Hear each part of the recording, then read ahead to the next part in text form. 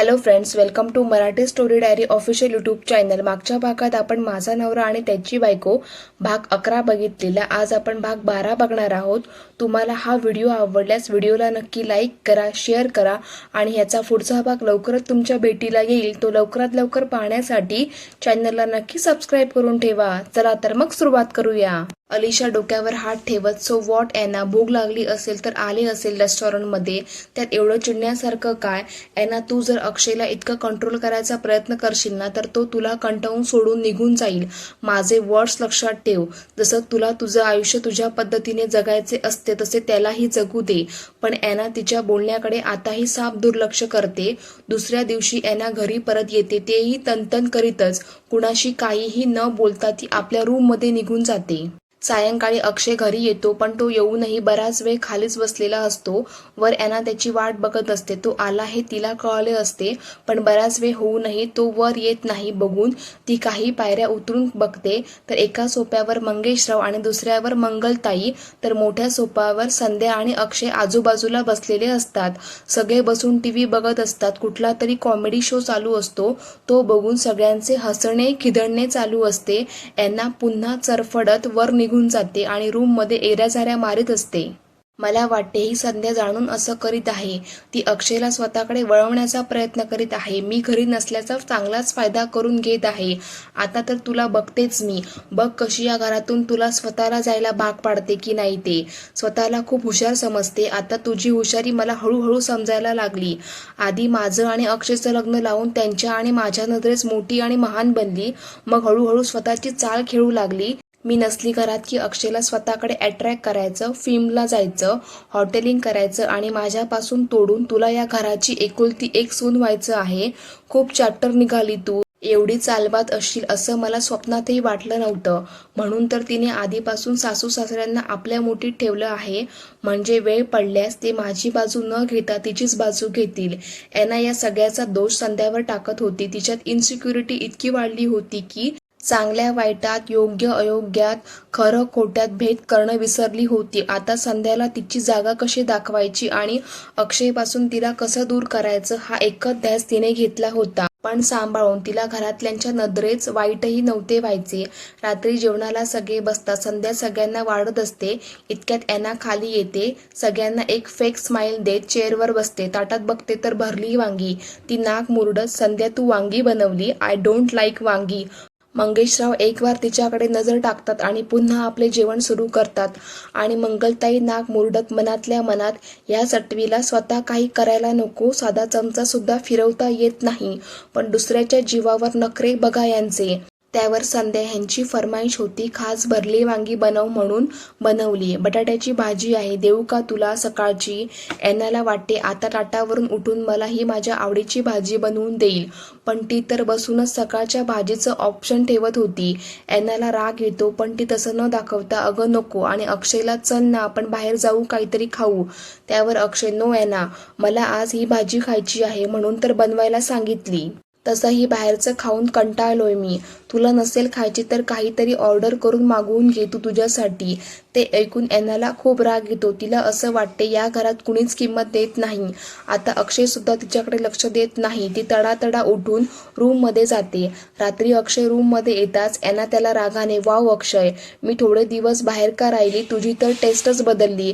त्यावर अक्षयनं समजून, म्हणजे तुला काय म्हणायचंय काय? त्यावर एना, आता तुला माझ्यासोबत बाहेरचं खायला सुद्धा आवडत नाही, पण संध्यासोबत बाहेरचं खायला आवडते। अक्षय तिला संशयाने बघत, तुला म्हणायचंय काय, सरळ सरळ बोल ना, अशी गोल गोल का घुमवत आहे गोष्टी? एना त्याच्या नजरेला नजर भिडवत, अक्षय, काल मी तुला आणि संध्याला एकत्र बघितलं, तुम्ही रेस्टॉरंटमध्ये गेला होता ना? त्यावर अक्षय सहजपणे, हो, आधी मूवीला गेलो, मग तिकडून रेस्टॉरंटमध्ये जेवण केलं। त्यावर एना, वाव अक्षय, किती सहज कबूल केलं तू, आणि आज मी बाहेर चल म्हटलं तर तुला बाहेरचा खायचा कंटाळा आला होता। त्यावर अक्षय, हो, कारण मागचे 3 दिवस झाले मी सतत ह्याचे प्रमोशनची पार्टी, कोणाची एंगेजमेंटची पार्टी असंच सुरू होतं, म्हणून कंटाळा आला होता बाहेरचं खायचं।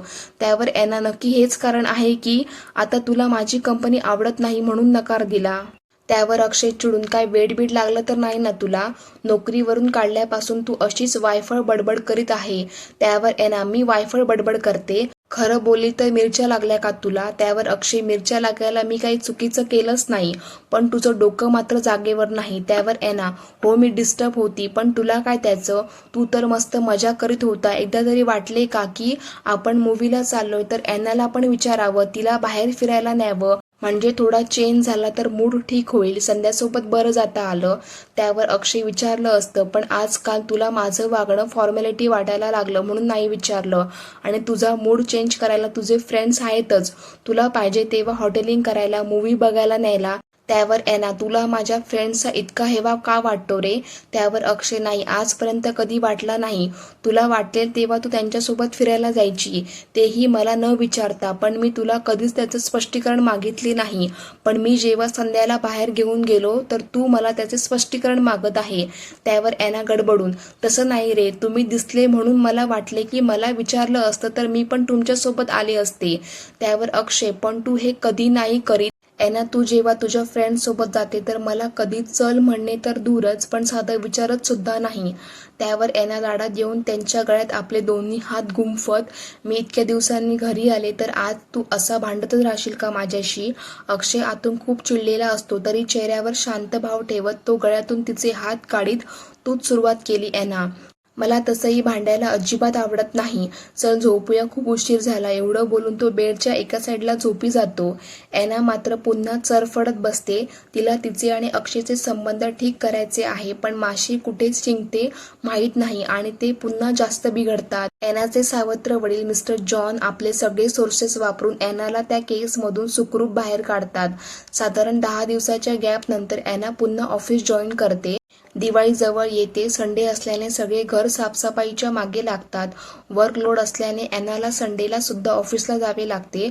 मंगलताई, अरे अक्षय, संध्याची पहिली दिवाळी आहे, तिच्यासाठी छान साडी घेऊन येशील. आणि हो, पाडव्याला बायको जेव्हा औक्षण करते तेव्हा पण काहीतरी दागिना गिफ्ट द्यावा लागतो, लक्षात असू दे, नाहीतर वेळेवर म्हणशील मला माहीत नव्हतं.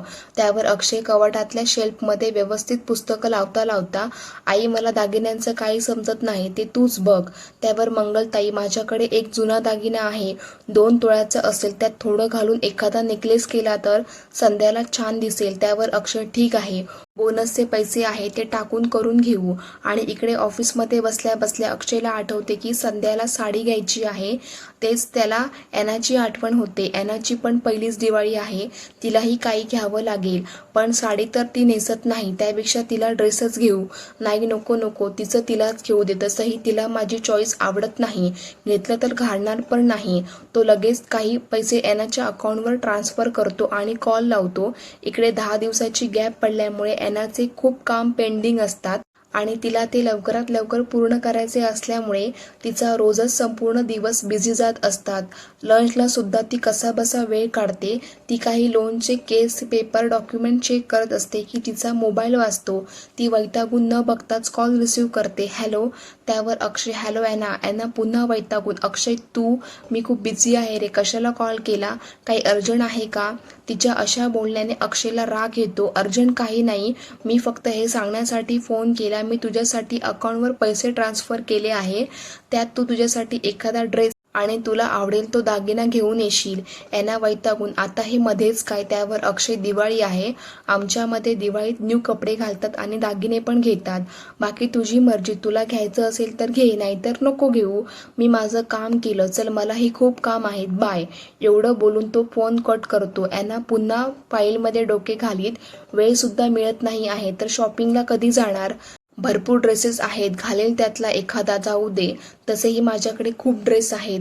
कामाच्या व्यापामुळे एना रोज लेट यायची. अक्षय आणि मंगलताई संध्यासाठी एक डार्क रेड कलरची गोल्डन कार्ड असलेली साडी घेतात.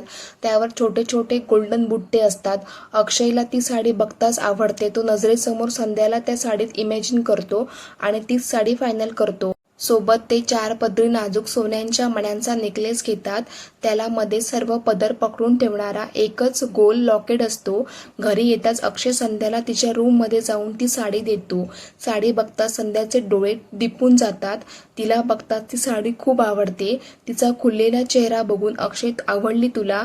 संध्या ती साडी आपल्या खांद्यावर ठेवून आरशात बघत, आवडली, जास्त आवडली, हा रंग माझा फेवरेट रंग आहे. ती आरशात बघत साडी कधी डोक्यावरून पदर घेते तर कधी या खांद्यावरून त्या खांद्यावर घे स्वतःला निहारत होती. कधी ओठांचा चुंब करीत बघत होती तर कधी डोळे मोठे करून तिरपी बघत होती. तिचे लहान मुलीसारखे वालिश चाळे बघून अक्षय हसत, अगं दिवाळीला घालायची आहे, आता नाही. त्यावर संध्या, माहिती आहे मला, खरंच ही साडी खूपच सुंदर आहे, मला छान दिसेल ना? त्यावर अक्षय स्माईल करीत, हो तर तू जर ही साडी घातली तर साडी अजून जास्त सुंदर दिसेल. संध्याला त्यांनी केलेली स्तुती कळतच नाही. संध्या ऐकून एकच आहे ना? त्यावर अक्षय मनात हसत, वेंधळी कुठली, स्वतःची स्तुती पण कळत नाही, कसं व्हायचं हिचं? आणि दिवाळीचा दिवस उजाडतो. दिवाळी असल्याने अॅनाला पण 3 दिवसाच्या सुट्ट्या होत्या. सकाळी अंघोळ होऊन संध्या देवघरात येते तेव्हा मंगलताई तिच्या हातात एक साडीचा बॉक्स देतात. संध्या तो बॉक्स ओपन करून बघते तर त्यात रॉयल ब्ल्यू कलरची रेड कार्ड असलेली पैठणी होती. ती बघून, अहो आई, ह्यांनी मला दिवाळीची साडी घेतली आहे. त्यावर मंगलताई तिला मायेने बघत, माहिती आहे मला, ही साडी आमच्याकडून तुला दिवाळीची भेट. संध्या, तू आली तेव्हापासून या घरात नवं चैतन्य आलं. मला मुलगी पण नाही, ती कमी तू भरून काढली, म्हणून आमच्या दोघांकडून तुला ही भेट. सायंकाळी पूजेच्या वेळी आठवणीने घालायची. त्यावर संध्या निरागसपणे, आई, मग ह्यांनी दिलेली साडी कधी नेसू? त्यावर मंगलताई, अगं उद्या नेस, उद्या पाडवा आहे ना? त्यावर संध्या मान डोलवत ती साडी तिच्या कपाटात ठेवते. दिवाळी असल्याने सगळे कामात बिझी असतात. अक्षय आणि मंगेशराव फुलांच्या माळा बनवीत असतात तर मंगलताई आणि संध्या किचनमध्ये वेगवेगळे पदार्थ बनवण्यात बिझी असतात. किचनमधून येणाऱ्या वेगवेगळ्या पदार्थांच्या खमंग स्मेलने अक्षय आणि मंगेशराव थोड्या थोड्या वेळाने काहीतरी निमित्त काढून किचनमध्ये जातात. कधी अक्षयला तहान लागते तर कधी मंगेशरावांना. यांच्या सततच्या डोकावण्यामुळे वैतागलेल्या मंगलताई जरा मोठ्या आवाजात एक पाण्याचा भला मोठा जग संध्याजवळ देत, संध्या, हा जग बाहेर हॉलमध्ये ठेव, जेवढं प्यायचंय तेवढं पाणी प्या म्हणावं. आता आज काय झालं तर दोघांच्या पोटातलं पाणी आटलं आहे आणि सांग त्यांना, हे कमी पडलं तर पूर्ण माठच आणून बाहेर ठेवते म्हणा. त्यावर संध्या तो जग बाहेर टिपॉयवर आणून ठेवते तर दोघांचेही चेहरे बघण्यालायक होतात. त्यांचे ते गरीब बिचारे चेहरे बघून संध्याला हसू आवरत नाही. ती तोंडावर हात ठेवून त्यांना हसत असते. सगळे कामात बघून अॅना पण किचनमध्ये येते. मला पण सांगा ना, काही मी पण हेल्प केली असती. हे ऐकून मंगलताई डोक्याला हात लावतात. जिला साधा चहा नाही करता येत ती दिवाळीचा फराळ बनवेल. आणि संध्या विचार करीत, अॅना, तुला रांगोळी काढता येते? अॅना वेगळा चेहरा करीत नकारार्थी मान हलविते. त्यावर संध्या, इथे पण तू काय करणार? पूर्वतयारी तर सगळी आटोपली, आता पदार्थ बनवतोय, तुला नाही जमणार हे, तू बाहेर बघ. त्यावर अॅना खुश होत, येस, ते मी परफेक्ट करते, फ्लॉवर डेकोरेशन छान जमतं मला, चला निदान ह्या फेस्टिवलमध्ये तरी काहीतरी हातभार लावू शकतो. अक्षय तिला चेंडूच्या फुलांच्या माळा बनवायला सांगतो आणि तो त्या तयार माळा वेगवेगळ्या ठिकाणी लावित होता. सगळी आपापली कामे आटपून तयार व्हायला जातात पण संध्या मात्र अजूनही रांगोळीच काढीत असते. अक्षय तिला बघून तिच्या जवळ जात, संध्या, मी काही मदत करू? त्यावर संध्या त्याला आशेने बघत, मला हे रंग भरायला मदत करा ना, एवढी मोठी रांगोळी काढली पण आता रंग भरता भरता माझा खूप वेळ जाईल. त्यावर अक्षय तिच्या बाजूला बसत, तू रंग सांग कुठे कुठे भरायचे, मी भरतो. संध्या त्याला जांभळा रंग देते आणि मधल्या गोलमध्ये हा रंग भरा, पण नीट भरा हा, गोलच्या बाहेर नको जायला. अक्षय रंग भरत, तू बघच मी किती व्यवस्थित रंग भरतो ते. अक्षय एक एक गोल करीत त्यात रंग भरत होता आणि संध्या त्या रंगावर पांढऱ्या रांगोळीने डिझाईन काढत होती. दोघे मिळून अवघ्या 30 मिनिटात ती भली मोठी संस्कार भारतीची रांगोळी पूर्ण करतात. स्वतःच्याच रांगोळीला बघत अक्षय, वाव, किती सुरेख रांगोळी झाली, खूप छान काढली तू रांगोळी. त्यावर संध्या, तुम्ही मदत केली म्हणून तर पूर्ण झाली, तसं तुम्ही रंग छान भरले, मी फक्त त्यावर डिझाईन काढली, पण रंगसंगती तुमचीच आहे, कलर कॉम्बिनेशन खूप उठून दिसत आहे, म्हणून ही रांगोळी छान झाली. त्यावर अक्षय, राहू दे, एवढं क्रेडिट नको देऊ मला, मी काही रांगोळी काढण्यात एक्सपर्ट नाही. मंगेशराव आणि मंगलताई तिथे येत, एक्सपर्ट कुणीच नसते अक्षय, एकमेकांच्या साथीने आयुष्य सुंदर करता येते या रांगोळीसारखी. पण ठरवलं तर. अक्षय आणि संध्याला त्याचा इशारा समजतो. संध्या लगेच तयार व्हायच्या बहाण्याने तिथून निघून जाते तर अक्षय विचारात पडतो, खरंच मी खूप मोठी चूक केली. अॅना जर माझ्या आयुष्यात नसती तर आज मी संध्यासोबत सुखी संसार करीत असतो. मीच माती खाल्ली. का नाही कळलं मला अॅनाचा स्वभाव? का मी तिच्यात एवढा वाहावत गेलो? तेव्हा तर कधी माझ्याशी भांडत नव्हती, आता का आमच्या सारखी भांडणे होतात? आता तर त्या रूममध्ये पण नकोसं वाटतं. मंगलताई त्याला आवाज देते, अरे अक्षय, आता किती वेळ ती रांगोळी बघत बसणार? जा लवकर तयार हो, लक्ष्मीपूजन करायचे आहे ना. त्यावर भानावर येत तो रूममध्ये जातो. एना एक रेडीमेड साडी घालून रेडी होत असते. अक्षयला बघताच, हे अक्षय, कशी दिसत आहे मी? अक्षय तिला बघताच मनात, नशीब साडी घातली, नाहीतर घातला असता कुठला तरी जीन्स नाहीतर वन पीस. मग लगेच एना, अरे सांग ना कशी दिसते? यावर हा डायमंड सेट घालू, परफेक्ट मॅच आहे ना. तिचं आपलं हारशात बघून एक एक नेकलेस गळ्याला लावून बघणे सुरू असते. अक्षय एक ओढून टाळून चेहऱ्यावर स्माईल आणीत, हो छान दिसत आहे. हे ऐकून एना खुश होत. ओके. सगळे तयार होऊन पूजा रूममध्ये येतात. मंगलताईने नऊवारी साडी घालून पारंपरिक तयारी केली असते, तर मंगेशराव आणि अक्षय दोघे पण कुर्ता पायजामा घालून तयार असतात. एनाने साडी जरी घातली होती तरी ती पूर्णपणे वेस्टर्न लुकमध्ये होती आणि सुंदर दिसत होती. संध्या मात्र मंगलताईने दिलेली रॉयल ब्ल्यू कलरच्या साडीत खूपच सुंदर दिसत होती. नाकात नथ, कपाळावर चंद्रकोर, गळ्यात पारंपरिक मंगळसूत्रासोबत ठुशी आणि केसांचा जुडा घालून त्याभोवती गजरा माळला होता. एना सगळ्यांना बघून मनात, हे सगळे माझ्यापेक्षा वेगळे का दिसत आहेत? सगळ्यांनी ट्रॅडिशनल कपडे घातले, मी पण साडी घातली, तरी मी यांच्यात वेगळी का दिसत आहे? सगळे खाली आसन घेऊन बसतात. त्यांना बघून एना, ओ खाली बसायचं आहे. त्यावर अक्षय, हो पूजा खाली बसूनच करतात. त्यावर एना अडखळत, ॲक्च्युली माझी साडी खूपच फिट बसली आहे, रेडीमेड आहे ना, त्यामुळे मला खाली बसता नाही येणार. त्यावर मंगेशराव, हरकत नाही, तू स्टूलवर बस, अक्षय करेल पूजेला सुरुवात. त्यावर मंगलताई, संध्या तू अक्षयच्या बाजूला बस आणि त्याला लागेल त्या वस्तू दे. अक्षय एक चौरंग घेऊन त्यावर कोरा लाल कापड अंथरतो. त्यावर थोडे तांदूळ पसरवून त्यावर कलश ठेवतो. संध्या एक एक वस्तू त्याच्या हातात देत असते. सगळी पूजा आटपून आरती करतात आणि प्रसाद ठेवून तो प्रसाद सगळ्यांना वाटतात. एनाला पुन्हा एकदा आपण या घरातलेच नाही अशी फिलिंग येते, कारण अक्षय संध्यासोबत पूजेला बसलेला असतो, तर मंगलताई आणि मंगेशराव त्यांच्या बाजूला बसून त्यांना सूचना देत असतात. एना मात्र स्टूलवर बसून फक्त सगळं बघत होती. पूजा झाल्यावर सगळे त्यावर फुलं टाकून नमस्कार करतात. एनालाही करायचं असतं, पण याआधी तिने पूजेत कधीच इंटरेस्ट घेतला नव्हता, त्यामुळे तिला कोणी फुलं आणि अक्षता देतच नाही आणि एना पण मागत नाही. प्रसाद वाटून अक्षय आरतीच्या ताटातले थोडे अक्षता घेतो आणि आई वडिलांच्या पाया पडायला जातो, पण त्याआधी संध्याने पण अक्षता घेतल्या असतात, पण ती त्याच वेळी पाया पडायला वागते आणि अचानकपणे दोघेही जोड्याने पाया पडतात. त्यावर खुश होत मंगलताई दोघांच्याही डोक्यावर हात ठेवते. सुखी राहा, देव करो तुमचा संसार सुखाचा होवो, असा आशीर्वाद देतात. मंगेशरावांना मात्र मंगलताईचे वागणे नाही आवडले. इकडे हे ऐकताच एनाला राग येतो. ती खाऊ की गिळू या नजरेने बघत मनात, ही संध्या जाणून करते हे सगळं, काय गरज होती अक्षय सोबत पाया पडायची? पण स्वतःला शांत करीत, कूल डाऊन एना, कूल डाऊन, तुला अक्षय सोबत पॅचअप करायचं आहे. आज दिवाळीच्या दिवशी आपण काही बोललो तर अजून त्याला जास्त राग यायचा, त्यामुळे शांत राहा आणि हा फेस्टिवल आपण एन्जॉय करतो असं दाखवू. सगळे बाहेर फटाके फोडतात. एना पण आधी भीते, पण मग ती सुद्धा सगळ्यात मिक्स होऊन फटाके फोडू लागते. बाहेर अनार, भुईचक्र तर आकाशात फॅन्सी फटाके असे बऱ्याच प्रकारचे फटाके फुटत असतात. सगळे बऱ्याच वेळाने आत येतात. जेवण आटपून अक्षय झोपायला जात असतो, तर मंगलताई त्याला थांबवत, अक्षय सकाळी 5 वाजता उठायचं आहे, उद्या पाडवा आहे, तर सकाळी उठणे लावावे लागेल, तेव्हा लवकर उठ आणि संध्या तू पण. त्यावर अक्षय, हो ग, मला माहिती आहे, मी आधीच सकाळचा अलार्म लावला आहे. त्यावर संध्या, मी पण आत्ता लावते अलार्म. आणि मंगलताई रूममध्ये जाता जाता आठवणीने, लवकर उठा हा. रूममध्ये येताच एना अक्षयला, अक्षय, आई काय म्हणत होत्या, उठणे म्हणजे काय? त्यावर अक्षय, अगं उद्या दिवाळीचा पाडवा असतो, तर सकाळी भल्या पहाटे उठून उठणे लावायची पद्धत आहे, म्हणून ती लवकर उठायला सांगत होती.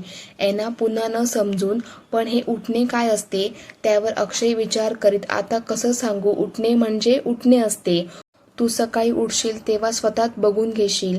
त्यावर एना, नो नो अक्षय, अरे मागचे किती दिवस इतकं काम होतं, मला थोडी सुद्धा फुरसत नव्हती मिळत, आता सुट्ट्या आहेत तर छान झोपून घेते, प्लीज सॉरी हा, सकाळी नाही उठणार. त्यावर अक्षय खांदे उडवत, never mind, as you wish. चला फ्रेंड्स, आजच्या पुरतं एवढंच. ह्याच्या आधीचे भाग जर तुम्ही बघितला नसाल तर त्याची लिंक मी डिस्क्रिप्शन बॉक्समध्ये टाकत आहे, त्याच्यावर क्लिक करून ते तुम्ही नक्की बघून घ्या. आणि हो, चॅनलला नक्की सबस्क्राईब करून ठेवा.